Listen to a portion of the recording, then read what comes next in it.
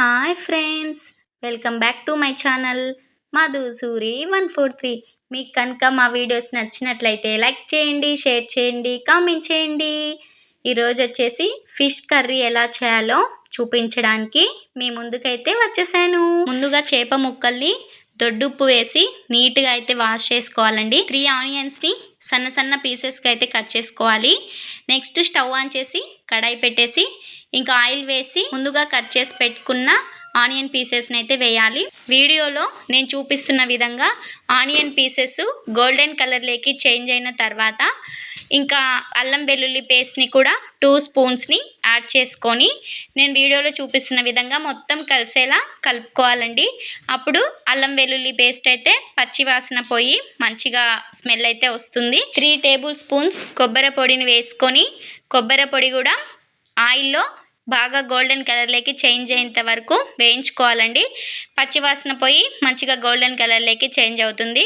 ఇంకా ఇలా మొత్తం ఆయిల్లో కలిసేలాగా అన్ని మసాలాలను అయితే కలుపుకోవాలి. చాలా అంటే చాలా బాగుంటుందండి.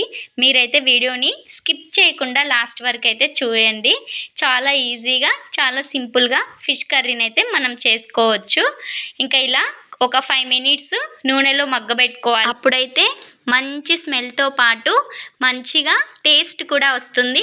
సో 5 మినిట్స్ మాత్రం ఇలా నూనెలో అయితే చేపలకు సరిపడా కల్లుప్పును అయితే వేసుకోవాలి. ఫిష్ కర్రీ చేస్తున్నామంటే మనం గుర్తుపెట్టుకోవాల్సిన ఐటమ్ ఏంటంటే చింతపండు పులుసును వేస్తాం కాబట్టి కారం అయితే మిగతా చికెన్ మటన్ చేసేటప్పుడు వేసుకునే కారం కన్నా 2 టేబుల్ స్పూన్స్ అయితే ఎక్కువ వేయాలి. సో మామూలుగా అందరూ అయితే అంతే వేస్తారండి. సో ఇలా చేసినట్లయితే టేస్ట్ అయితే మంచిగా ఉండదు.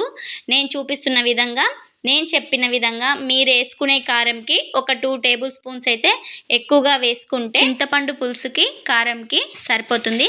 నెక్స్ట్ వచ్చేసి 1/2 టేబుల్ స్పూన్ పసుపునైతే వేసుకొని మళ్ళీ ఒకసారి మొత్తం కలుపుకొని ఇంకా మనం నీట్గా వాష్ చేసి పెట్టుకున్న ఫిష్ పీసెస్ని అయితే ఇలా ఒక్కొక్కటిగా అయితే వేసుకోవాలి.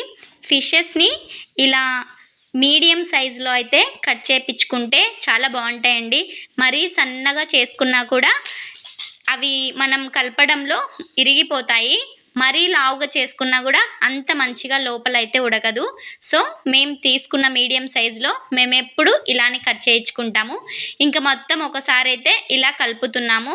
ఎందుకంటే మనం స్పూన్ తోటి తిప్పితే మొత్తం విరిగిపోతాయి. సో ఇలా పైకి కిందికి నీట్గా అయితే కలుపుకుంటే మంచిగా అయితే కలిసిపోతాయి ముక్కలకి. చూపిస్తున్నాను కదా, ఇలా నీట్గా అయితే కలుస్తుందన్నమాట. పక్కన గిన్నెలో చింతపండునైతే ఇలా వాటర్ వేసి నానబెట్టుకోవాలి. ఇంకా ఇందులో తొక్కేలు ఉంటాయి కదా, ఇలా తీసేసుకొని చింతపండు పులుసునైతే తీసుకోవాలి. 5 మినిట్స్ మసాలాలో ఫిష్ పీసెస్ నీట్గా మగ్గిన తర్వాత ఇప్పుడైతే మనం చింతపండు పులుసుని అయితే యాడ్ చేయాలండి. ఇలా 5 మినిట్స్ మసాలా ఆయిల్లో ఈ పీసెస్ ఉంచడం వలన నీట్గా మసాలా అయితే పీసెస్కి అయితే పడుతుంది. టేస్ట్ కూడా చాలా బాగా వస్తుంది. ఇంకా చింతపండు పులుసునైతే వేస్తున్నానండి.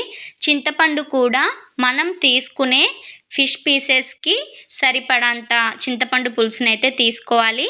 మళ్ళీ మొత్తం ఒకసారి ఇలా అయితే కలుపుకోవాలండి. మీరు స్పూన్తో కలుపుకున్నట్లయితే మొత్తం చెదరబదర అయిపోతాయి.